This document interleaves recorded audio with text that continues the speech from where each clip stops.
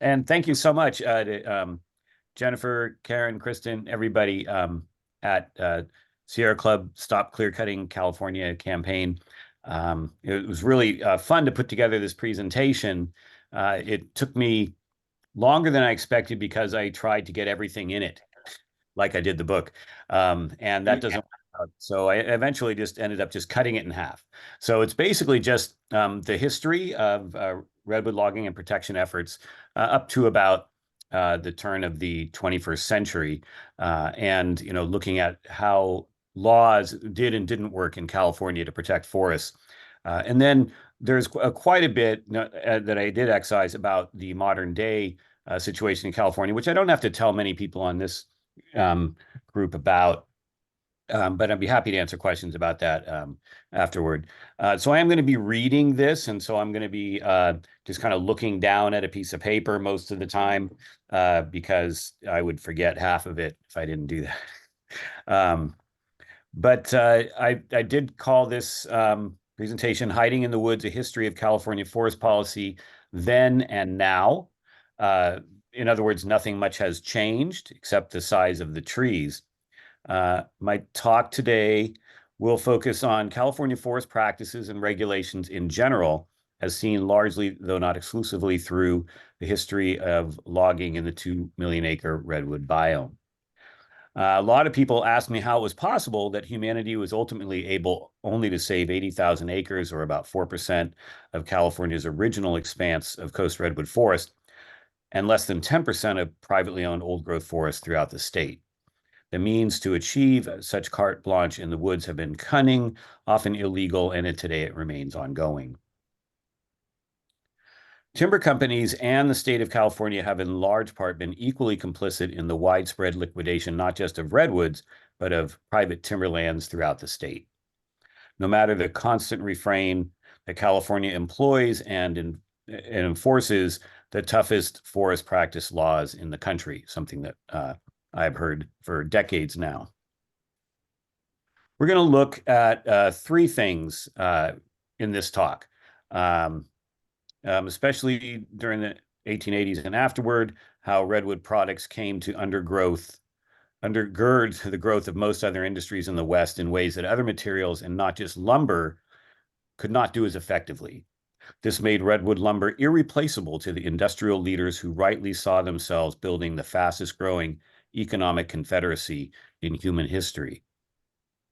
We're also going to look during the early 20th century, the imperative of preserving redwoods as standing inventory and for investment would lead to the emergence of a phenomenon that today we call greenwashing. Green Washington isn't bad. An offshoot of a new industry called public relations. Today, greenwashing is as common as a smartphone. And we're going to examine how even the state of California would get into the greenwashing game through forest practice legislation and regulation that was designed principally to assuage an outraged public rather than provide any real reform of forest practices in the state. When timber companies were in actual violation of other state and federal laws, which since the 1970s has been often, state officials, almost without exception, have provided legal cover for the illegal operations. And as was mentioned earlier, just about everything I'm going to discuss today is contained in my new book, The Ghost Forest. And how did that get in there? Published last year by Public Affairs Books. And I greatly appreciate Public Affairs for having put out such a beautiful book. It took me a long time to get that out there. The Ghost Forest started out several times as a memoir. Focusing on the Maxim era of the 1980s and 90s, when the Houston firm bought out the Pacific Lumber Company in Humboldt County and proceeded to liquidate the very last large inventory of ancient redwoods remaining in private hands at the time. Yet in these early constructions of the book, I always understood that something was missing. In 2009, I paid a visit to Martin Litton, the legendary adventurer and environmentalist. The visit inspired a deeper look at what exactly had happened to all the redwoods. During the 1950s, Litton and his friend, the arch-druid David Brower, Edgar and Peggy Wayburn, and other young Turks of the era repurposed the Sierra Club from a hiking and naturalist association into what would become the world's most powerful environmental organization. In 1960, the Sierra Club launched the first authentic effort to create a Redwood National Park on Redwood Creek in Humboldt County. Through the work of the Sierra Club in the 1960s, many Americans, really for the first time, were able to view stark images of redwood clearcutting. They came to understand that the world's most celebrated forests were being leveled at devastating rates. Californians in particular were incensed. The redwood became the state tree in 1937 for good reason. This graphic is from a full-page ad that the Sierra Club placed in newspapers throughout the country in support of creating a Redwood National Park. In this way, the club really pioneered the art of the political ad, starting in the 1950s with the efforts to stop dam proposals. By now, millions of Americans had experienced the glorious qualities of a virgin redwood grove, and they supported protection for as much redwood as possible. After Litton told me about the challenges that the Sierra Club faced in establishing a Redwood National Park, I understood that what was missing in my examinations of Maxam's liquidation was the story of how it had come down to this, how in 1985 there was just 5% left of the 2 million acres of ancient redwoods that once stood. When I met with Litton in his Portola Valley home, he suggested we have lunch in Palo Alto. While sipping a martini, Litton said, almost under his breath, "It was so weird and strange that Save the Redwoods League would oppose getting a new national park." I was stunned, and how is it possible that this organization that called itself Save the Redwoods League could oppose acquisition of what would have been the largest protected ancient redwood grove on Earth? I had dealt with the League in the 1980s and 90s when the organization also opposed protection for Headwaters Forest and any other stand taken over by Maxam with the takeover. At that time, I simply assumed that the League had fallen from its former glory of the 1920s and 30s, when fully half of today's remaining ancient redwood was preserved. What I didn't realize was that there had been no former glory. It turned out that Save the Redwoods League had been created in the early 20th century for and by the redwood timber industry, and more so by the business titans who relied on an unfettered supply of redwood lumber to undergird construction and maintenance of their operations. The interview with Litton and the fortuitous organizing and curating of League records by UC Berkeley's Bancroft Library in the 2010s catalyzed a deep dive into League history, as well as the entire history of redwood logging and protection efforts. Many questions drove my research, one of which was, why was redwood lumber so important to Western industrialists who controlled nearly all aspects of business, legislation, and media in California and the West that they would need to create a phony environmental group to ensure unimpeded access to standing redwood inventories? Starting at the advent of industrial logging in the 1850s until the Great Depression, the amount of redwood acreage that was logged pretty much doubled every decade. There were a few reasons for this. The redwood biome was surrounded by what at the time was becoming the world's fastest growing industrial economy. The ability of redwood to undergird construction of almost all other industries during the late 19th and early 20th centuries was unmatched by any other wood product in North America, or really in the world. And it was these uses that set up the imperative to preserve the rest of the standing redwoods for business interests. Even more exciting was the amount of lumber contained in an acre of redwood could easily yield 20 times the lumber of an acre of the best eastern pine forests. As the years passed, advancements in the mechanics of falling, transporting, and milling the massive trees would accrue every decade by an order of magnitude. And this wasn't just any lumber. Redwood products were lightweight, strong, and most importantly, they were impervious to rot. Most people, when they think of the uses of redwood lumber, think of home building. And while this is true, the home I live in now is made of redwood. That was one of the redwood's least important uses. Early oil producers stored crude and other products in redwood tanks, and oil derricks were built of redwood lumber. Industrial cooling towers were built of redwood. redwood silos dotted farms throughout the United States, and thick planks of redwood paved factory floors. As early as 1880, 90,000 acres of grapes were staked with redwood. 7 million acres of farm and ranch land were enclosed with redwood fence posts. Underground gold, silver, and copper mines in Nevada, Arizona, and Montana absorbed millions of feet of redwood beams to support mine shafts, and redwood-lined ditches brought water to hydraulic gold mines.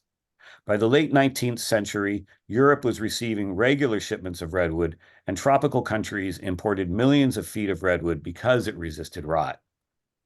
Australia was a major redwood importer because it was the only wood that resisted the country's voracious termites.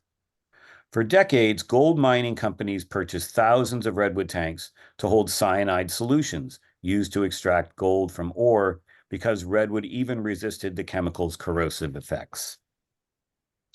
In 1917, the Hercules Powder Company, based in the East Bay Area, made what one publication called probably the largest single order for wood tanks ever placed, requiring about 3.5 million feet of 3-inch clear, dry redwood to construct 172 tanks with a total capacity of 13 million gallons. These tanks were going to hold potash made from kelp to feed California's and the nation's rapidly expanding agricultural industries. Yet within this suite of industrial uses for redwood lumber, there was one application whose importance to industry was paramount, and that was the construction of wooden stave pipes. Because redwood resisted rot, it could be counted on to maintain its integrity even under conditions of high pressure and constant saturation by water and even chemicals. Starting in the 1890s, stave pipes began stitching across California and many other parts of the country. Some of the stave pipes were 16 feet in diameter. The West's cities and farms grew rapidly because redwood could deliver water in and sewage out. Drilling down even further, there was one application of redwood stave pipes whose importance eclipsed that of all others. These pipes could run for miles across rugged terrain to take water from dams that, during the early 20th century, stopped up nearly every river in the Sierra Nevada and well beyond. The water ran to scores of power plants across the West to crank turbines that would now power the region's rapid growth of many other industries that could not have grown in size and impact as they did in the West without unimpeded delivery of electricity. The power plants also fueled the rapid growth of cities. Farming hundreds of thousands of acres of farmland would also benefit from the tanks and stave pipes, and not just from the movement of storage and water. The second largest use of electricity from Sierra dams went to pumps that allowed water to move through the redwood stave pipes to the West's rapidly expanding agricultural industries. Without redwood stave pipes, without the electricity for the pumps, the overall growth of California and the West could not have occurred as rapidly and as expansively as it did, meaning that today California might not have come to represent the world's fifth largest economy. So on May 16, 1917, at the apex of Western industrial boom undergirded by redwood lumber, engineer J.F. Partridge presented to the American Society of Civil Engineers his paper, Modern Practice in Wood Stave Pipe Design and Suggestions for Standard Specification. If any questions remained regarding the efficacy of redwood pipes, Partridge would settle them. Partridge analyzed several existing stave pipes that had been in use for at least 2 decades and concluded, redwood is the best known material for wood pipe, and its longevity is excelled only by cast iron. Still, it couldn't be any grade of redwood. It had to be the best. Partridge wrote, the staves shall be of clear, air-dried California redwood, seasoned at least 1 year in the open air, and shall be free from knots. Such wood was most often found in the lowermost half of gigantic redwoods, growing in pure stands along riparian flats or on low hillsides. These flats were visually and spiritually overwhelming. This photo, by the way, is from a 1910, I think, redwood primer put out by a lumber company advertising its wares. The flats incited awe among newcomers with a force previously inconceivable. Entering such groves for the first time was a journey to the heart of creation. To build the West into an international industrial force, this heart would need to be cut out, and someone would need to do something about quelling the outrage of a newly mobile public. 2 months later, an elite coterie of business titans met at Bohemian Grove in Sonoma County at the annual retreat of the San Francisco Bohemian Club. And there, so goes the story, they formed the heralded Save the Redwoods League. I dedicate about a third of my book to unmasking Save the Redwoods League, not as a foe of the timber industry, but as a creation of it. More accurately, the men who founded and ran Save the Redwoods League were owners and leaders of many lucrative and quickly expanding industries that relied on an unimpeded flow of redwood products. By 1917, the need for an inauthentic Save the Redwoods organization was quite clear. 1.2 million acres of ancient redwoods still stood in Mendocino, Humboldt, and Del Norte counties, but these forests were falling fast. At the same time, an increasingly mobile public was witnessing for themselves the carnage of redwood clearcutting. As Sierra Club forester Gordon Robinson would later note during the Redwood National Park struggle, anyone can identify destructive forest practices. You don't have to be a professional forester to recognize bad forestry any more than you have to be a doctor to recognize ill health. If logging looks bad, it is bad. If a forest appears to be mismanaged, it is mismanaged.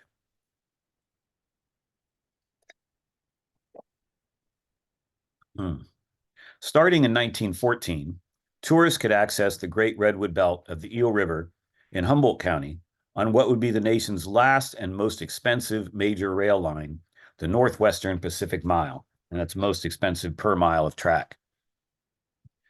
California's new Redwood Highway opened to Humboldt County in 1918. On the train and then on the road, tourists could now at any time visit the magnificent redwoods in the California North. Yet soon such scenes gave way to images of burning, treeless landscapes. Had a great war occurred here? Thousands of charred stumps, some as big as houses, and still smoldering snags ravaged the sensibilities of these new arrivals. Many of them would return home and agitate for redwood protection. It became clear to Western industrialists that they had to find a means of convincing the public that redwood protection was ongoing and in good hands, and that a new and powerful organization had emerged, a league, they called it, whose managers heard their cries and would incorporate them into meaningful programs designed specifically to save redwoods. But I argue that this was a con, and it was a very good one, and it lasted through the century, and it's lasting today.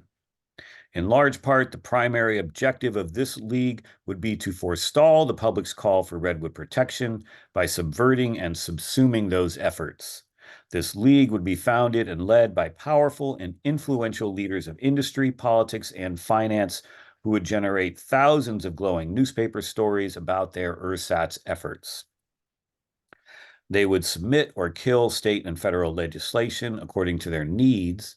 As they gathered accolades and donations, they also collected into a political eddy and then drowned the unwitting support of tens of thousands of concerned people from the United States and across the world who were demanding by then redwood protection. The League's very first staffer was a champion debater named Newton B. Drury, who would serve as the organization's first executive secretary. Drury, guided by the industrialists who founded Save the Redwoods League, would shrewdly design and prosecute a unique campaign of subterfuge that would eventually prevent redwood protection until the new millennium. Another prominent Cal graduate of the early 20th century and an early proponent of the need for corporate public relations was an owlish attorney with the pulp fiction name of Wigington Creed. In 1904, Creed joined one of the largest of all redwood dynasties by wedding Isabel Hooper, daughter of lumber baron C.A. Hooper. Upon C.A. Hooper's death in 1914, Wigington Creed inherited this massive portfolio that included redwood lumber and manufacturing concerns and redwood land brokerages. He would go on to become president of PG&E, the world's single largest consumer of redwood stave pipes. Creed was also president and principal investor of Redwood Manufacturers Company, the world's largest supplier of redwood stave pipes. In 1919, Wigington Creed became one of 5 founding directors of Save the Redwoods League. He was an eager volunteer. He wrote the League's Articles of Incorporation and bylaws. Another founding director of Save the Redwoods League was J.D. Grant, scion of California pioneer Adam Grant. In 1908, J.D. announced his independence by building an office tower at Sansom and Market Streets in San Francisco. In the early 1920s, the tower would house the first San Francisco office of Save the Redwoods League. In 1910, Grant built a mansion in San Francisco's Pacific Heights next door to redwood lumber baron A.B. Hammond. By 1913, Grant was a director of 11 companies, including a new venture for him, the California-Oregon Power Company, or COPCO. It was Grant who completed construction of 2 dams begun by COPCO in 1911 on the Klamath River, just south of the Oregon border. The dams required millions of board feet of the highest grade redwood for the stave pipes that would take water to the turbines. In 1925, the Medford Mail Tribune reported that the 16-foot redwood pipe built for the COPCO No. 2 plant was the largest wood stave pipe in the world. The dams were completed in 1918, and by 1922, the California-Oregon Power Company operated 12 power plants on 10 rivers. The systems provided power as well as irrigation water and required many millions of board feet of redwood lumber for stave pipes. And these are 2 of the COPCO stave pipes right here. Over the past year, the COPCO dams were torn down as part of the largest dam removal project in the world to date. J.D.'s dams, along with many other industries run by Grant, including Columbia Steel Company, which he owned with Wigington Creed, not only required whole forests worth of stave pipes to operate, they destroyed wildlands. In this case, the dams blocked 400 miles of salmonid spawning habitat. And in one of the great ironies of that era, here is J.D. Grant in 1911 with a steelhead trophy he caught in the Williamson River, one of the great upriver feeders to the Klamath River system. 6 years later, Grant's dam halted all fish migration to the Williamson River. Grant had landed one of the last anadromous fish ever to be caught above his dams. Save the Redwoods League was able to subvert and derail authentic redwood preservation efforts during every decade of the 20th century. In my book, The Ghost Forest, you can read how Save the Redwoods League during the 1920s and 30s would actively prevent the preservation of some 200,000 acres of virgin redwood forest land.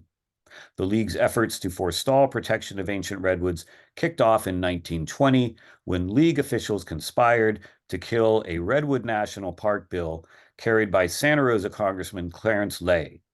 Leigh's bill authorized federal forester Paul Reddington to conduct a survey of the hundreds of thousands of acres of virgin redwood still standing on the north coast of California. Reddington identified 5 contiguous redwood tracts that comprised nearly 200,000 acres of virgin redwood that were worthy of national park status. He published a long and strong recommendation that the entire stand of 76,000 acres of ancient redwood on the Klamath River, a stand that Reddington noted was untouched by the axe, should be incorporated into a redwood national park. And this is the Klamath River, a tributary to the Klamath, in 1950, a redwood tributary. Logging didn't start on the Klamath River until after World War II. All 76,000 acres remained intact until then and were leveraged for bonds and loans and bought and sold. And then logging started about 1950, about when this picture was taken, and all of this is gone. So Redington published a long and strong recommendation that all 76,000 acres be preserved in 1920 in a bill to be carried by lay in Congress. During the 1940s and 50s, I'm going to back up. So the officials that Save the Redwoods League, who were allied, had very powerful allies in Washington. They actively buried Redington's report and killed Lay's bill, and you can read how they did that in the book. During the 1940s and 50s, when Save the Redwoods League took no action whatsoever to save ancient redwoods, timber companies cut a record of more than 400,000 acres of virgin redwood. The League so forcefully sabotaged the Sierra Club's Redwood National Park effort of the 1960s and 70s that nearly 20,000 acres of virgin redwood on Redwood Creek and Lost Man Creek, which the Sierra Club had originally targeted for protection, would be clear-cut before the lands could be included in the national park. And again, you can read the machinations of this in detail in the book.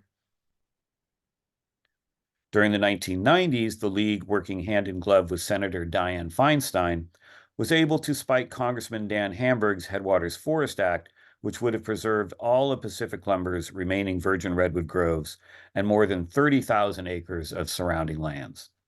All of these acts and more are in the book. Save the Redwoods League was not the only major institution that for an entire century would operate in secret service of the redwood timber interests and the industries that relied on redwood lumber. The state of California has done the same thing. This nexus, or silent partnership, came closely into focus during the 1970s. Early in the decade, millions of Americans were able to view images of industrial redwood logging along Redwood Creek in the area that Congress had targeted for eventual inclusion in Redwood National Park. The park was established in 1968, but included just a fraction of the ancient redwood that then coated the watershed, and which the Sierra Club had included in its original national park proposal. The three companies that own land on Redwood Creek responded by logging in double shifts. Images of the forest carnage reached the public, who demanded changes in forest practices. And this photo and another one coming up were taken by Dave Vandemark, who was a Redwood National Park activist in the 60s and 70s. In 1973, the California legislature responded to public outcry about this logging by passing the Zeberg-Nedjadli Forest Practice Act.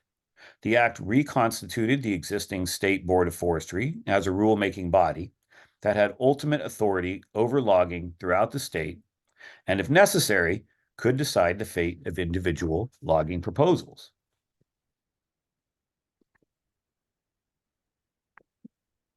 These proposals were put into a new document created by the Board of Forestry called the Timber Harvest Plan, or THP, which private timber operators now had to complete in order to receive a permit to log a given site.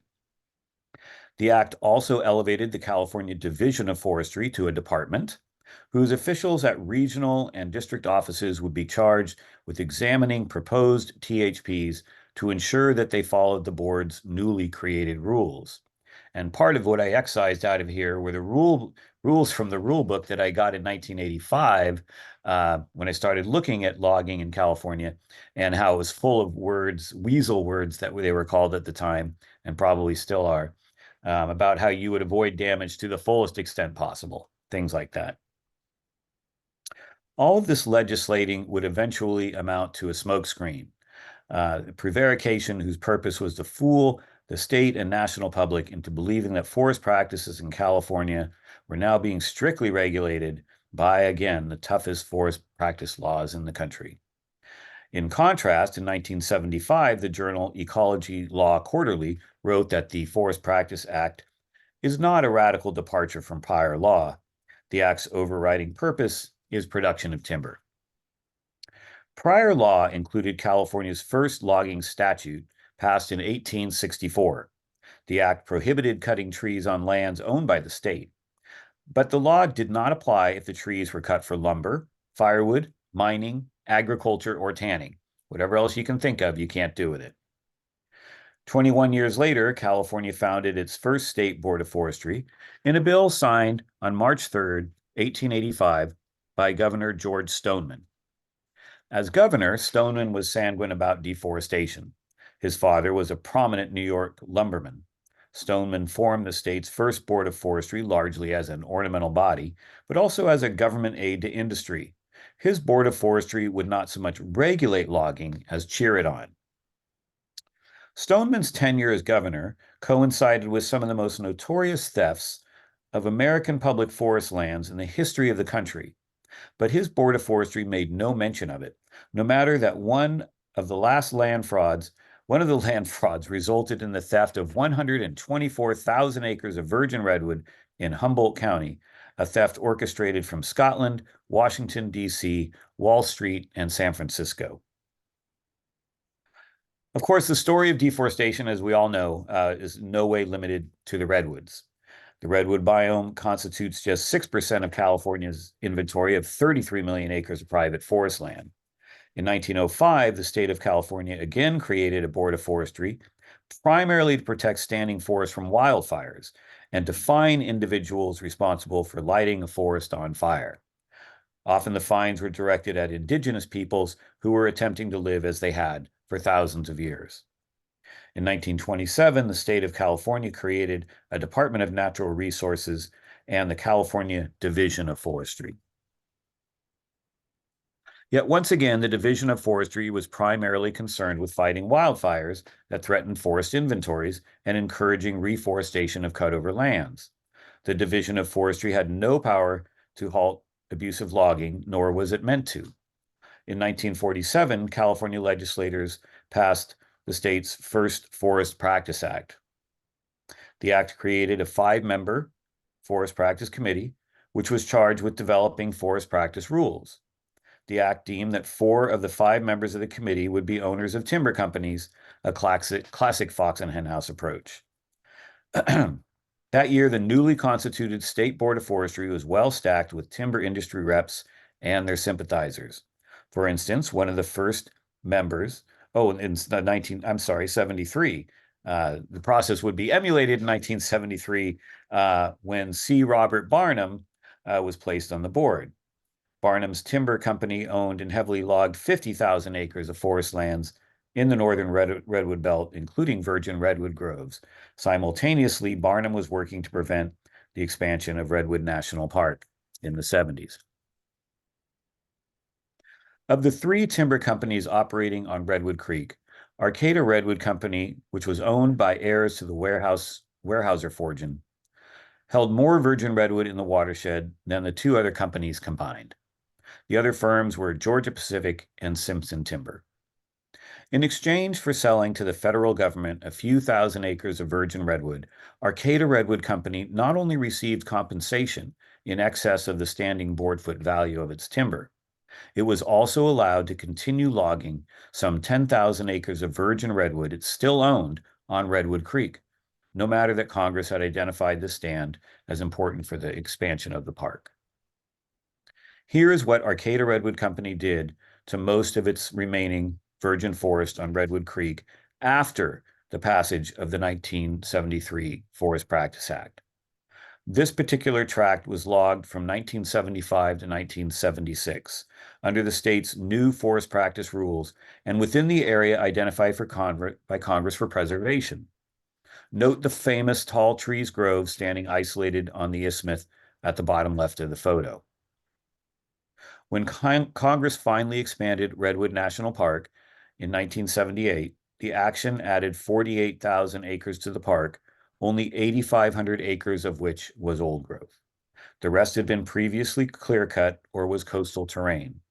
The cost of the park was $1.6 billion, the most expensive national park acquisition at the time or since. And thanks once again to Dave Vandermark for the use of these photos. But there was another largely hidden cost to the acquisition.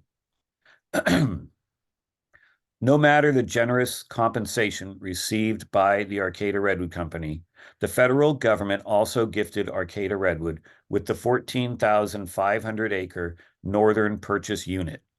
These federally owned redwood lands covered the watersheds of Hunter Creek, Wilson Creek, Turwar Creek, and High Prairie Creek, streams that fed the lower Klamath River. 8,000 acres of the purchase unit were covered in virgin redwood forest. The rest had been selectively logged, leaving half of the original old-growth trees. This was some of the last old-growth redwood left on the mighty Klamath River, which Paul Reddington had recommended for a national park in 1920, but was quashed by Save the Redwoods League.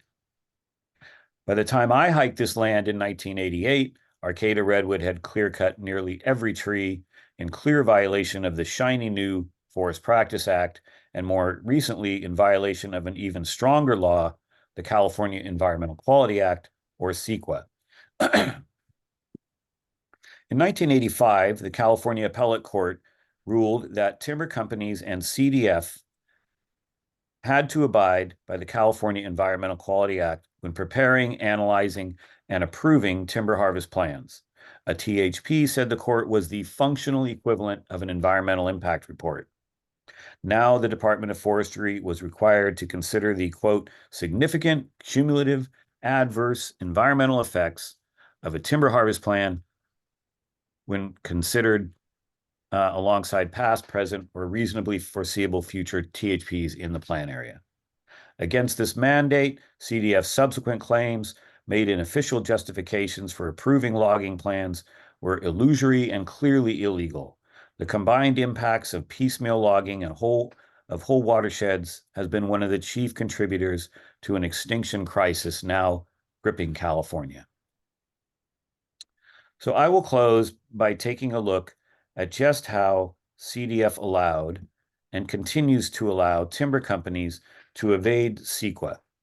Examples are too numerous to list, so I'll briefly examine the vernacular used by CDF officials to illegally allow the clear-cut liquidation of the very last ancient redwood habitat still standing outside of parks, habitat held by Maxam that was undoubtedly essential to the continued survival of several imperiled species.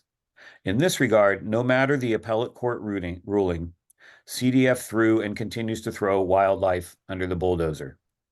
Examining a 294-acre old-growth redwood timber harvest plan on Chad Creek, adjacent to Humboldt Redwood State Park, a CDF forester claimed that Pacific Lumber's logging would not violate CEQA because a general short-term improvement for wildlife habitat is seen from this plan. Likewise, a possible minor improvement to wildlife habitat would result from an 88-acre clear cut of old growth on Corner Creek. And wildlife habitat may be improved after 309 acres of old growth clear cutting on Larrabee Creek. On Strong's Creek, where Pacific Lumber would clear 760 acres of old growth redwood, some deer habitat will be improved.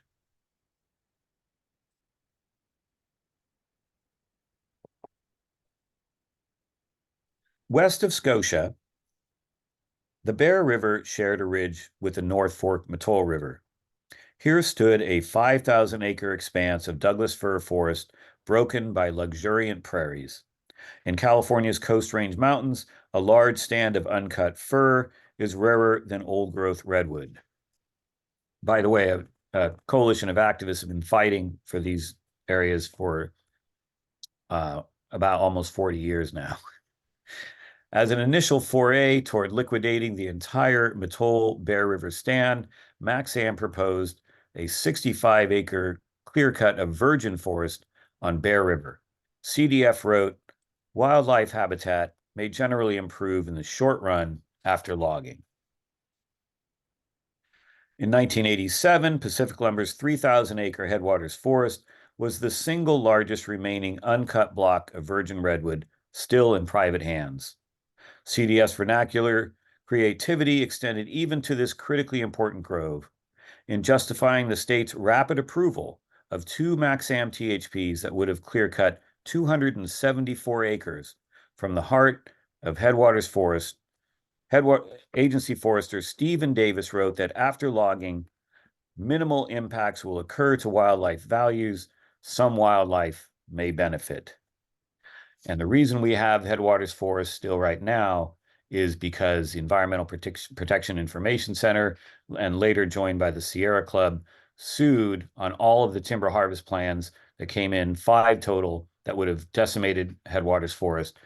Much of the rest of the redwood land taken over by Maxam was lost.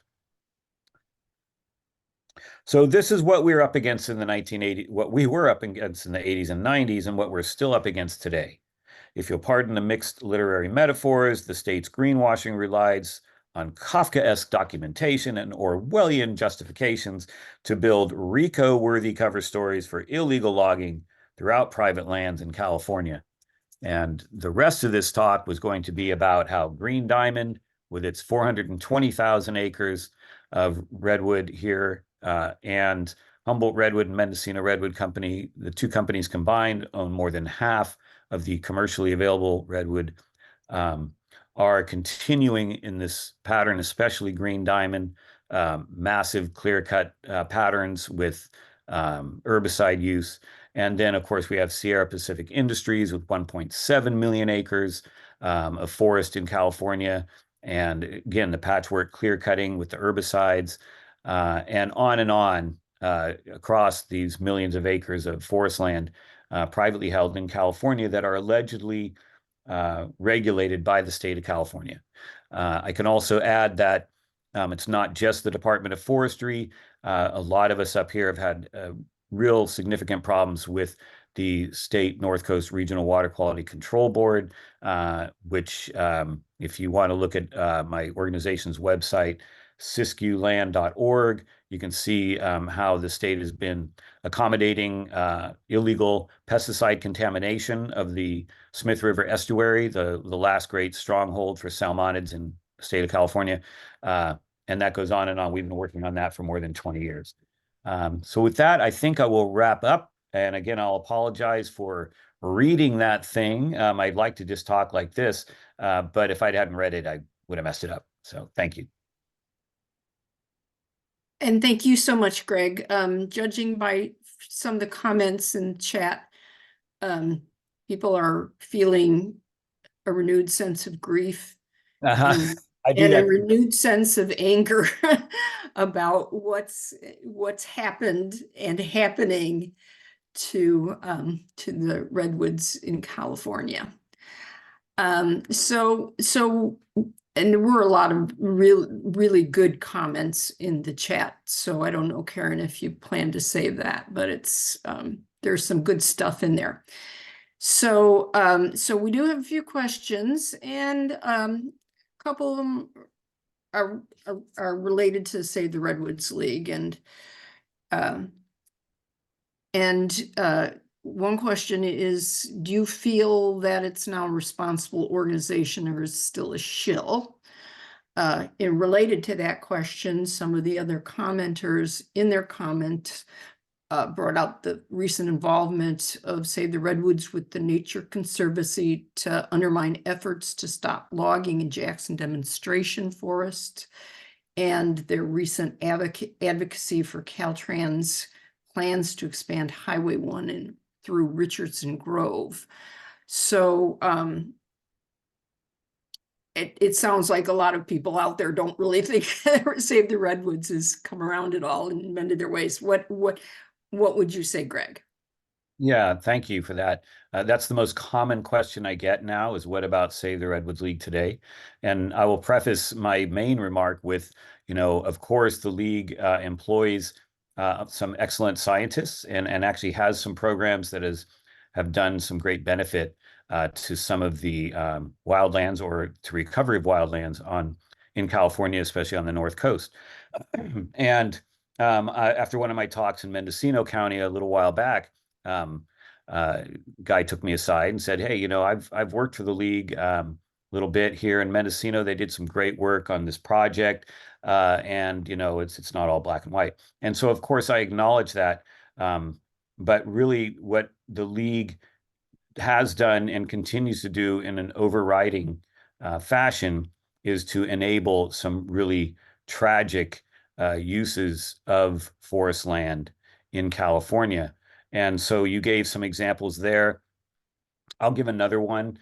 First of all, to back up a little bit, I know that Chad Hansen and probably others have talked on this forum about the logging in the Sierra and the effort now to produce wood pellets for the biomass industry. And there are two new wood pellet uh, operations going in, supposedly in the Sierra foothills. And those pellets will be bought by Drax, the biggest wood pellet burner energy producer in the UK. Uh, and what we're seeing the league do, well, a couple of things. First of all, there was this chimeric Save Our Sequoias Act that was, submitted a couple of years ago by that paragon of environmental protection Republican Kevin McCarthy, and the league was the leading NGO pumping for approval of that bill. The bill is moribund right now because McCarthy's out, but it doesn't mean it's dead. And I think what the league was doing, what I'm leading up to here is, I think in service of that bill, the league is doing something really terrible in the Sierra.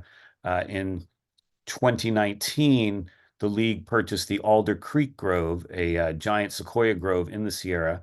It burned in 2020. Hopefully, I'm getting my years correct.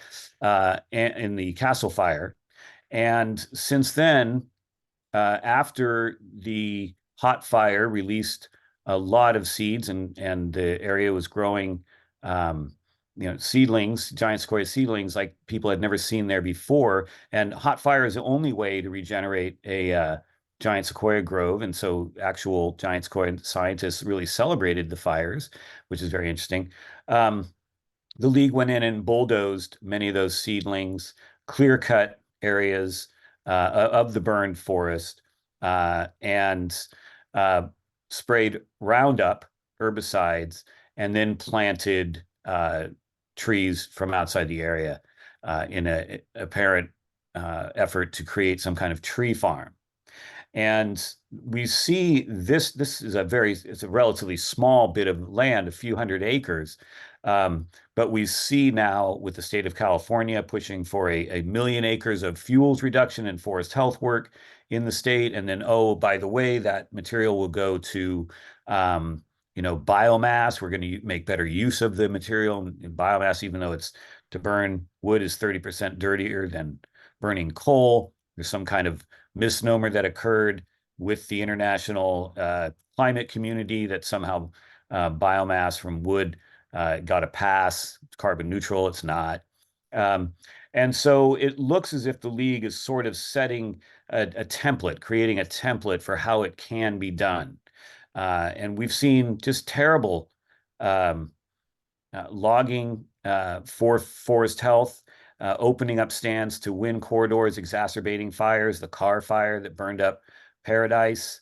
That was a fuels reduction fueled wildfire, and 86 people died, I think. And when I talked to Chad Hansen about it, he said if that had never been thinned, those people would have had 2 to 3 more hours to get out of there.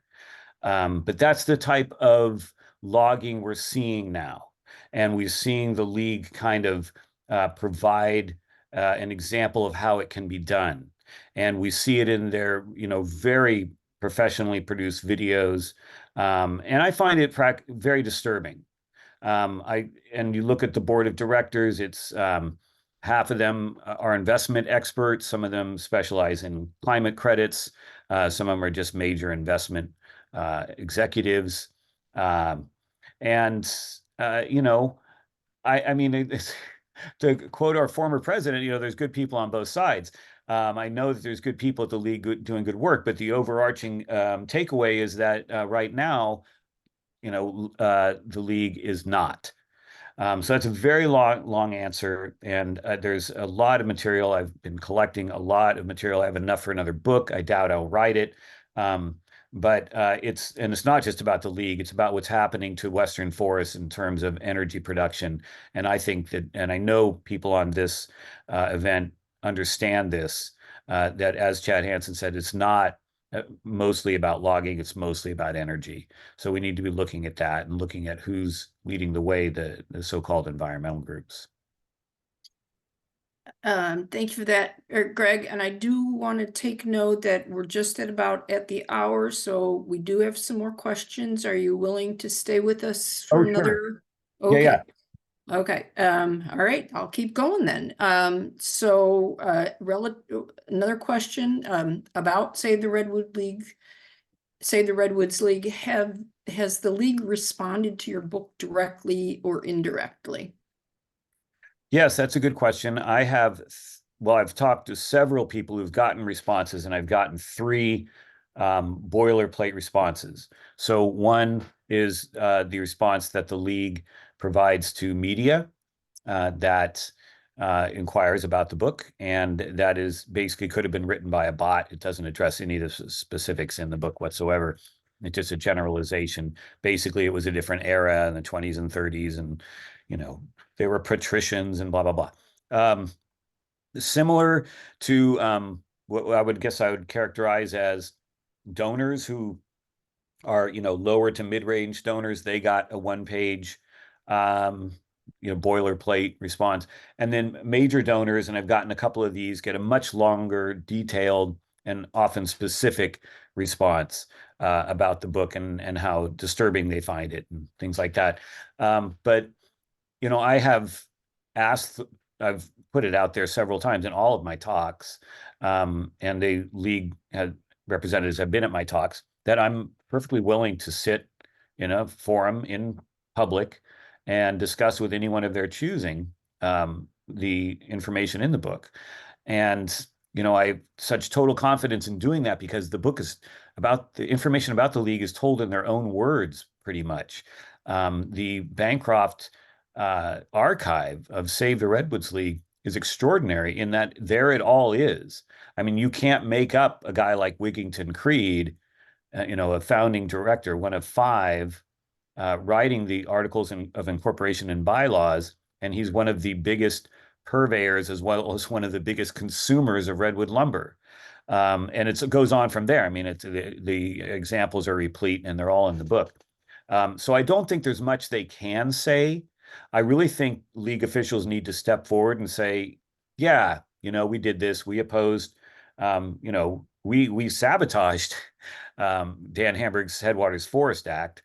We sabotaged the Sierra Club's Redwood National Park effort. We sabotaged Clarence Lay's Redwood National Park effort, and on and on. And then efforts to preserve all of Mill Creek in Del Norte County. That's in the book too. Three times the league could have purchased the entire Mill Creek drainage during the Depression for pennies on the dollar and turned it down. And it's not like the money wasn't there.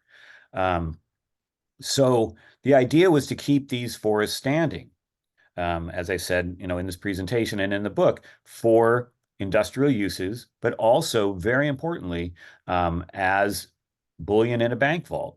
They didn't burn. The redwoods, did not go up in flames when a fire went through. The inventory was still there. It was like gold. And so they were used for bond sales and loans, and they were bought and sold. And that's why we have any real measure of preservation now, is because during the Great Depression, a lot of these entities simply went belly up, and the league stepped in with the state of California and taxpayers of the state of California and other private donors, and were able to buy these groves and really save a lot of these investors. Who would have declared bankruptcy. Pacific Lumber Company would have declared bankruptcy, in my view, had the league not stepped in with $3.2 million, two of it from Rockefeller, to buy what is now Humboldt Redwood State Park, or Bull Creek Flat. And that was at least 3 or 4 times more than that standing timber was worth in 1931, when nobody was buying redwood timber and no one was buying redwood lumber. So it's on and on and on. It's a 500-page book, and there's a lot in there, but I could go on and on and on. So, but I won't. Okay, well, and all the more reasons, if you haven't already, to go out and buy it and read it. So one questioner asks what damage is contemplated by the replacement of last chance grade? Oh, well, that's a great question, and I do follow that, but I can't really ascertain what the damage. I know that one of the options would call for the cutting of dozens, if not hundreds, of ancient redwood trees, and that should just be off the table entirely. There should be no cutting of any more ancient redwood trees. We have a lot of roads, not many ancient redwood trees. Um, I don't know. There's not really a good answer. It is, a very important transportation corridor between North and South in Northwestern California. Uh, so it's a real dilemma. But I think that, there has to be an effort made not to cut through. Frankly, I think like with Prairie Creek, I mean, I can't even believe I'm saying this because the bypass around Prairie Creek was such an ecological disaster, but it got the cars out of the heart of one of the greatest redwood groves left anywhere. And now, by the way, we need to close that road. Newton B. Drury Scenic Parkway needs to be closed to cars, especially Cowbarrel Road, which runs off of it. But that's a whole tangent, and I'll be willing to talk with anybody about that later. Um, but the last chance grade is a very difficult political, ecological, economic problem that we've gotten ourselves into because we use cars. Okay. So how are people able to argue that wildlife habitat will improve after logging? I have no freaking idea. I mean, it was just so absurd. And there's a vignette in the book of when I sit in 1987 in a CDF review team meeting with Stephen Davis, the forester I quote in this presentation and in the book. And he wrote that, that clear cutting 274 acres out of the heart of Headwaters Forest will improve, or some wildlife may benefit. There it is in the, which is, among the more absurd things, black is white, etc. Um, and again, Orwellian language. Um, and the guy just fairly squirmed when he had to try and defend that, and he couldn't come up with the words for it because I mean, a 5-year-old could tell you that couldn't possibly be true. Um, and just to, it reminds me of just bringing a couple in 1988 into all what we called all species grove, a 1,000-acre grove. That heart has been cut out of it now. But it was just extraordinary at the time. One of the finest examples of redwood anywhere at about 1,600 feet elevation was this flat. You just felt like you'd gone back 100 million years. And we walked through there for hours with this 1-year-old baby on a backpack, this couple, and the baby was silent the whole time for hours until we walked into a redwood clear cut and the baby started screaming. And it was just phenomenal. And we all noticed, of course, and which is to say that that baby could tell you that that forester was wrong. That's how wrong he was, and that's how wrong the state of California was in approving these timber harvest plans a month to the day after they were submitted, ignoring all input, having to be sued on every plan to get the forest saved. It was extraordinary how willing state officials were, all the way to the top, to the governor's office, to countenance and enable this last redwood liquidation. It was really heartless, and it's like automatons. And I still don't understand how humans can be like this. Amen. So you commented and you gave us a lot of detail about how redwood became so valuable, its various uses. What do you see as the primary uses of redwood lumber today? And just keeping in mind that we do need to build things out of something. Right. That's good questions. Today, the redwood lumber, I'm not sure exactly what it's used for. I know that a lot of carpenters don't like it because it's very fast growing when it's young. And so you get a lot of sapwood. It doesn't last very long. And so other woods are being used that maybe redwood would have been back in the day when it was, a little older.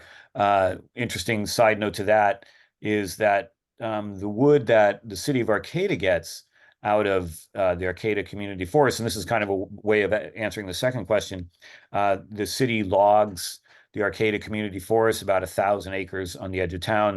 There's more land city owns on Jacoby Creek outside of town, and does an excellent job of selecting medium-sized trees in a very old stand now for second growth, 140, 150-year-old second growth, 80s, yeah, 160-year-old in places, and really logging very light touch and managing for old growth characteristics. So they don't take the biggest trees. And the trees they do take, because they grew up inside a forest that had already been established, have tighter growth rings and less sapwood, and it's better lumber. And they truck it 2 miles to a local mill, so very little carbon expended there.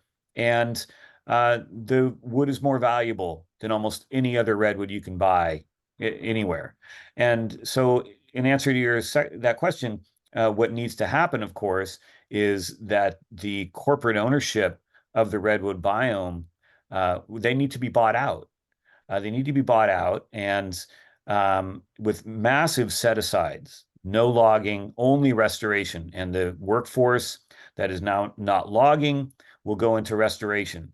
And then using the Arcata Forest model, which I really believe in. And if you're going to have industrial forestry, and around here we have wood, and I like wood. I mean, I own 4 chainsaws. um, and that would be the model for, if you have this almost 1 million acres of redwood that are owned by 2 companies. If you can put that into a preserve and allow light touch logging, you would have to manage on a 100-year rotation. You're not going to, it's so cut over, so heavily cut, all those lands, especially green diamond, that there's almost no economic value to the wood anymore. They make an economic value by taking trees that they shouldn't. And so it needs to be set aside. It needs to be allowed to grow. And then over generations, we can develop a way to get wood products. And it's being done. This is not brain surgery. But what you can't have is an area of California that serves the entire world for lumber. And I know that's how the US and world economies are set up, that you have resources here, they all go over here, they get turned into products over there, and it's all about centralizing profits and power. And we see this and have seen it now in the industrial world for hundreds of years. And it's a failed experiment. We're all living in it. I have this nice computer and I have a car and blah, blah, blah, right? I live in a house. But it's still a huge issue, the way we live. And not only the way we live, but who determines how we live. And that's a very small percentage of people, and how we use our quote resources, or put another way, our living earth. Um, and so that's the answer to that question, is to take this redwood, compensate those companies fairly, get it out of their hands, set it aside for a generation or so, and then figure out what to do. But set it aside, restore it, put all those people to work restoring.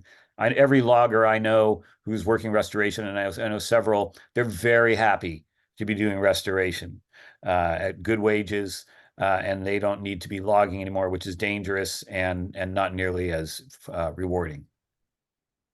Okay. Okay, and kind of getting to the point where we're going to want to wrap it up. And so, but there were a couple of questions related to the tremendous amounts of carbon sequestration, old growth, and putting on your activist hat. What are your thoughts on how we can make it known that what's going on in our forests is exacerbating climate warming? How do you think we can best communicate this to the public? Right. I think the public, I have great faith in the public understanding of what's going on. And there's a lot of information right now about the not only the benefits, but the imperative of allowing forests to grow to sequester carbon. A fellow by the name of John Reed wrote a book with Thomas Lovejoy, if I'm forgetting the name, called Evergreen, talks about the need to preserve these five basically mega forests. And I would include in that, and he does actually in an article in the Yale 360 magazine, he does include the redwoods in that. That we really just need to let them grow. There's a little bit of controversy over the idea that young forests absorb more carbon faster than older forests, which isn't true. The oldest redwood forest puts on more carbon in a year than the youngest ones. And for obvious reason, it puts, a tenth of an inch on a 15-foot diameter redwood that's 350 feet tall. That's a lot of carbon. And so, uh, the imperative of saving the forest is known. I don't think that anybody really needs to make an argument for that, except for the fact that it isn't happening. And I can't remember the first part of your question. I went right to the second. Well, basically, yeah, okay. I think that pretty much gave us the answer to the questions about that. So I'm just we're kind of at time. I'm just going to throw out one more question. Have you been involved in any litigation, and if so, was it protected? Was it effective? I'm sorry. Effective. The litigation that I was involved in, I was never a litigant, but I contributed information to epic lawsuits, the whereabouts of groves. I went to the review team meetings and I asked, journalistic questions. And in fact, my interview or discussion with a biologist named John Hummel, who had been saying, he was a fish and game biologist back in the 80s. He'd been saying that this redwood logging by Maxam is fine.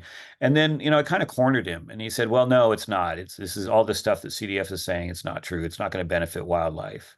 And then that was used in court by Epic, and I published that and they brought the publication and to the court and used it in court as an exhibit and interviewed him or questioned him on the stand about that. So in that way, I contributed to litigation. I was never a litigant. I was always, wanting to do journalism and direct action. I'm still in that mode. I have never sued anybody. I just see the courts as a quagmire. Now, that said, it was a quagmire suing Maxam, but we still have Headwaters Forest because Epic and later Sierra Club sued Maxam and CDF, and more to the point, for approving illegal plans. So it has a place. I really think that, we have these major nonprofits that should be doing this sort of thing. They have the deep pockets. You mentioned Nature Conservancy with the $1 billion budget. I mean, they're a lost cause as far as I can tell, for everything I hear about them. But let's just say Nature Conservancy got themselves a really great board. It wasn't all corporate heads, and Republicans. And they use that $1 billion to, well, first of all, they can continue to buy up habitat and not log it and not sell it to developers. But then they can also litigate on terrible resource extraction proposals. And there is a place for that. I don't think that these small grassroots groups, the onus being on them is very difficult and it can take years of your life. And, there's plenty of money out there. It's like I talk with my friend Ken Miller, who I know is on this right now. And we always talk about how the wealthy people of the world simply need to be buying habitat and preserving it forever. That's, all these billions and trillions of dollars running around out there on yachts and in fifth homes really need to be going into buying habitat. And so why are these small grassroots groups with very almost no budget down in Mendocino, Jackson Forest, fighting the state over logging, fighting Save the Redwoods League, over logging? Why is that happening? When are people who run these organizations going to turn their focus around to understanding that this is the last opportunity we have? This game we've been playing with industrialism, with capitalism, has been is at this point threatening our very existence and the existence of a lot of creatures that we love and treasure. And so, when are the people who run these giant organizations and are wealthy and especially run these major corporations going to throw up their hands and say, we can't do this anymore? We need to change, or that's it. And that's what needs to happen. Thank you for that. That's a powerful place to end. And thank you so much for all this valuable historical information that you've given us. I just want to say that for those of you who haven't read The Ghost Force, it's also a very personal story of Greg's experience as an activist. And I'm thinking we may need to invite you back to address that aspect of your book. So something I'd be to happy to. Thank you. Okay, And thank great. you so much, the group, for having me to the forum. I really appreciate it. And everybody who attended, really is nice to be able to get this information out there, especially in this way. It's my first time I've ever done one of these webinars, and it's just great. Thank you. Awesome. And for those of you who are still with us,